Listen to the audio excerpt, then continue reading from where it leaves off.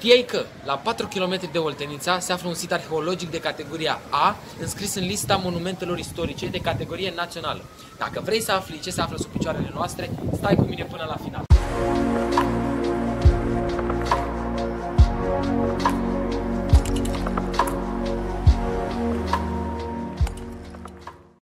Măgura Gumelnița a evoluat în neoliticul dezvoltat și face parte din complexul cultural Caranovu 6 Ecojadermen. A apărut în mijlocul mileniului al V-lea înainte de Hristos. Area sa de răspândire cuprinde regiuni precum Muntenia, nord-estul Olteniei, Dobrogea, sudul Moldovei, partea sudică a Republicii Moldova și a Ucrainei, precum și teritoriul de est al Bulgariei până la munții Balcani și chiar mai la sud până la nordul Mării Egee. Numele de cultură Gulmenița a fost consacrat de profesorul Ion Nestor în 1928, dar primele investigații ale sitului au fost realizate de profesorul Vladimir Dumitrescu în vara anului 1924, când a adunat material de la poalele Măgurii Gulmenița.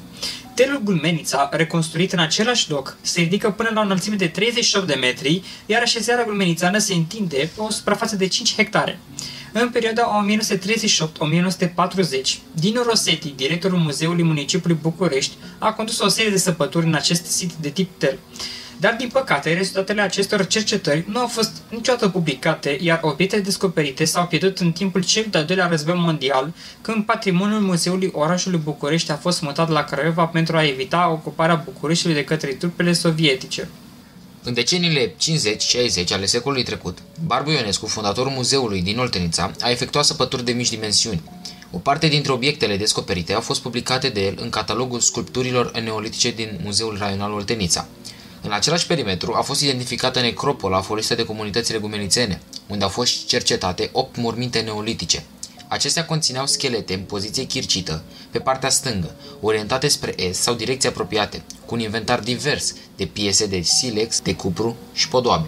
În același perimetru existau și morminte atribuite culturii Cernavădă II și Sarmaților. Săpăturile la Gulmenița au fost reluate în 1960 de un colectiv condus de Vladimir Dumitrescu, realizându-se un nou sondaj în perimetrul așezării neolitice de tip tel, care a confirmat datele stratigrafice publicate în 1925. Între 1961 și 1962 au început cercetările și în necropola corespunzătoare așezării de la Gulmenița, sub coordonarea Silviei Marinescu, iar în 1963 a avut loc o amplă săpătură de salvare pe tel condusă de Vladimir Dumitrescu în contextul unor lucrări publice efectuate de autoritățile locale. În perioada 1981-1982, în timpul unor lucrări publice la 600 de metri nord de telul Gumenița, pe Pantea Valea Mare, au fost distruse mai multe morminte gumenițene, care par să aparțină unei alte necropole. Săpăturile efectuate de Vladimir Dumitrescu, împreună cu cele realizate de Dinu Rosetti și Barbu Ionescu, nu au afectat mai mult de 2% din suprafața telului, ceea ce conferă acestei așezări preistorice potențialul unei cercetări arheologice pe termen lung, consistente și dezvoltate. Ceramica este un element definitoriu al culturii, remarcându-se prin ceramica neagră sau cea brună, uneori roșie, ambele lucioase și variate ca formă și ornament. Decorul este realizat prin incizii, reliefuri, barbotine sau pictură cu grafit, cu motive geometrice, tablă de șah, spirale și motive unghiulare. Există și vase figurine care imită animalele sau oamenii în mod stilizat sau abstract. Ceramica grosieră este foarte frecventă, cu forme și dimensiuni diferite, folosite atât în viața de zi cu zi, cât și în practici magico-religioase. Ceramica fină, lustruită sau pictată arată tehnicile avansate și rafinamentul artistic. Spirala, ca element dominant în decorul ceramicii gumenițene, alături de romburi, hașururi, zigzaguri, reflectă apogeul unei arte. Prezența unor piese, caritonul sau ascosul, de inspirație geo-anatoliană, atestă legături cu aceste zone, iar descoperirea unor vase cu cuteniene pe telul Gumenița evidențiază sincronismul dintre cele două culturi. Majoritatea statuetelor, în special cele de lut, demonstrează calitățile modelatorilor, atât în ceea ce privește spiritul de observație, cât și îndemânarea execuției. Cele de os sunt de 3 tipuri, 2 foarte simplificate, cel al 3-lea încercând să reproducă mai fidel silueta corpului uman, adăugându-i și podoabe de aramă, coliere, brâuri și cercei. Numeroase sunt și vasele antropomorfe, legate de diversele manifestări cultice ale populației gumenițene. Bogăția formelor, dimensiunilor și decorului obiectelor ceramice gumenițene demonstrează că la acel moment, în zona europeană, cultura gumeniță este cea mai dezvoltată cultură, datorită acestei complexități unice a ceramicii sale. Din cercetările arheologice știm astăzi că locuințele lor erau de suprafață sau îngropate, cu formă rotundă sau rectangulară, cu una sau multe camere. Intrarea în locuință și trecerea dintr-o cameră în alta se făcea pe axa centrală, ceea ce împărțea simbolic spațiul interior în două jumătăți egale, dar cu funcții diferite. Fiecare cameră avea o structură de combustie, cuptor sau mai rar vatră, amplasată în partea dreaptă a intrării în partea de est a locuinței. Podelele erau făcute din lut, uneori cu platformă din lemn, din trunchiuri de copaci despicați sau cu platformă din piatră. Pereții erau făcuți în tehnica paiantei sau a ceamurului. În cultura gumenița găsim adesea machete de casă, miniaturi de cuptoare, sanctuare, astfel putem reconstitui aspectul, tipul de acoperiș sau elementele legate de intrarea în locuință. La Gumenița au fost găsite mai multe tipuri de locuință sau de sanctuar. Pe lângă locuințele obișnuite, întâlnim locuințe atelier, de prelucrare a uneltelor de piatră, os, cor și obiecte de podoabă, dar și o construcție abator, în așezare de la Cășcioarele, Ostrovel, sau alta de timoară, în așezarea de la Meggidia. Atât aceste locuințe atelier din așezări, cât și atelierele descoperite în afara lor, dovedesc existența unor meșteșuguri și meșteșugari specializați, care lucrau atât pentru grupul uman din care făceau parte, cât și pentru schimburile intertribale. Comunitățile neolitice și-au exprimat viața spirituală prin plastica antropomorfă și zoomorfă, care reflectă simbolismul pe care l-au acordat corpului uman sau animal. În neoliticul românesc se remarcă plastica gulmenițeană cu figurine unice și spectaculoase, precum statueta cu vas pe cap de la Gulmenița, zeița de la Sultana, perechea primordială și gânditoare de la Gulmenița. Acestea sunt considerate prototipuri ale unor zeități din antichitate care întruchipează zeița mamă, Cibele sau Marea Mamă. Inventatorul obiectelor de prestigiu ale comunității gulmenițene este completat de plastica din os, scoică sau aur. Scoica Spondiulus Gaederopus a fost folosită pentru a realiza brățări și mărgele, iar osul pentru a confecționa centuri utilizate în ritualuri șamanice sau de tip trisla, hula. Acestea au făcut parte dintr-un complex de credințe și practici religioase care justifică originea mistică a scoicilor. Plastica gumenițeană este expresia unei spiritualități și estetici complexe, care ne permite să privim în adâncul culturii lor. Piesele de podoabă și artefactele nu aveau doar rol decorativ sau sacru. Ele erau simboluri ale unei conștiințe comune, ale unei identități, puteri și statut social. Analizând cu atenție aceste piese, nu doar cunoaștem tehnica și arta gumenițeană, ci și inima și sufletul acestei culturi.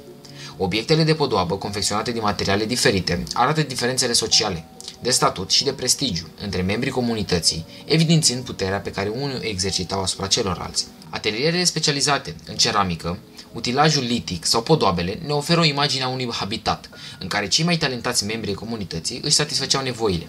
Aceste obiecte ne spun încă poveștile unei lumi pierdute, dar nu uitate, care are încă ecou în prezentul nostru. Fiecare piesă este o dovadă a măestriei, ingeniozității, spiritualității gumenițene, care ne ajută să apreciem și să ne îmbunătățim cunoștințele despre istoria noastră comună. Obiectele de prestigiu din aur evidențiază o diferențiere socială când sunt găsite în morminte și marchează și evenimente semnificative din viața comunității, cum ar fi construirea sau reconstruirea unor clădiri, vetre, unde erau depuse. Aurul a servit ca pigment pentru vopsirea vaselor, vitanești și varna, în contrast cu pictura tricromă a ceramicii cucuteni, arătând aceeași valoare și avans al tehnicilor folosite de olari. Muzeul Civilizației Gulmenița-Oltenița are cea mai bogată colecție de aur neolitic din țară, alcătuită din tezaurul de la Sultana, format din verici înlănțuite, salta leon, pandative discoidale, brățara de la Flădiceasca și pandativul de la Gulmenița. În multe culturi antice, aurul strălucitor a reprezentat întotdeauna un simbol al prestigiului, puterii și divinității, iar comunitățile neolitice de pe actualul teritoriu al României au urmat această tradiție. Artefactele de aur, cu detalii fine și realizate cu măestrie, ne arată valorile, credințele și aspirațiile acestor comunități antice. Fiecare piesă este o dovadă vie a bogăției spirituale și materiale a culturii neolitice, punând în evidență nu numai vârful abilităților lor artistice, ci și complexitatea structurilor lor sociale și ritualurilor. În anul 2021, Administrația Fondului Cultural Național a cofinanțat un proiect cultural care a implicat digitalizarea 3D a unor situri și obiecte arheologice și istorice din Câmpia Munteniei, aparținând patrimoniului Muzeului Civilizației Gulmenița. Aceste bunuri culturale au fost descoperite prin cercetări arheologice realizate de Muzeul Civilizației Gulmenița în ultimele 7 decenii și acoperă diverse epoci istorice, de la preistorie la Evul Mediu. Proiectul a fost implementat de Direcția de Cultură Oltenița și Institutul Național al Patrimoniului cu sprijinul Muzeului de Istorie și Artă Zalău, Eurocentrica, Liceul Tehnologic Nicolae Bălcescu și Colegiul Național Neagoe Basarab.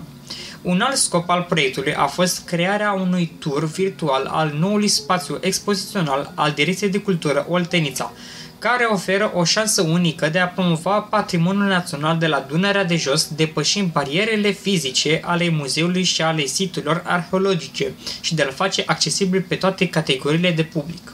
Muzeul de Arheologie a luat naștere în 1957, datorită unei donații constând în 902 artefacte arheologice oferite de Barbu Ionescu, un contabil care a devenit și primul director al muzeului, funcție pe care a deținut-o până în 1968.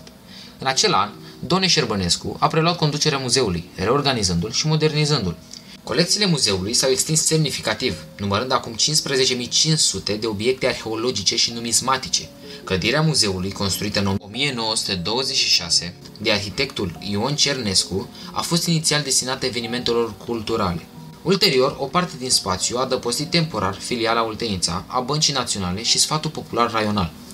Muzeul găzduiește exponate ale culturii eneolitice Gumenița, tezaure datând din primul mileniu înainte de Hristos, precum și tezaure de bijuterii provenite de la colibași și chirnogi.